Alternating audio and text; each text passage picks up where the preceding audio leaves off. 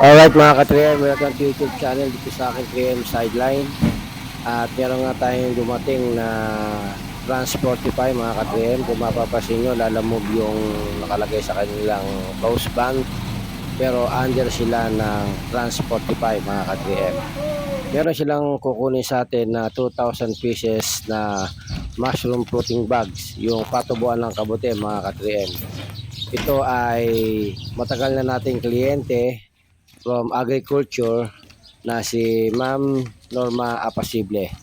Alright, at maraming salamat po sa pagtitiwala dito sa Means Miraculous Mushroom pagdating po sa mushroom technology. Alright mga ka-3M, good morning. For today's video, pinikap na yung ating mushroom fruiting bag. Yung order sa atin ng taga Bureau of Land Industry na si Ma'am Norma Apasible. Ito yung ating quality ng ating fruiting bag.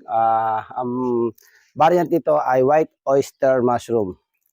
Bali, pure sawdust. Then yung size po natin ay 6x12 mga ka-3M.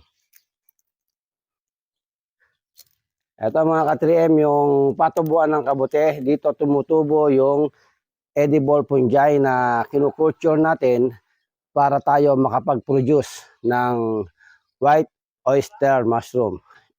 Itong nag-pick up sa atin ay Trans45 mga ka-3M. Galing pa kami ng Pampanga. Ayan, ito po yung galing pa po sila ng Pampanga. Ito po yung driver.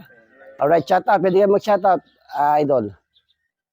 Shout out sa mga taga JPT dyan. Ayan. Sa TNT. Alright, ayan.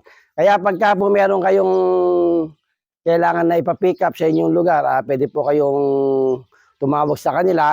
At ano po yung number niya para po maano nila? 0915 Yan. 0934 At sino po yung pwedeng natin kontakin? Johnny. Alright, yan. Si Mr. Johnny, mga ka-3M.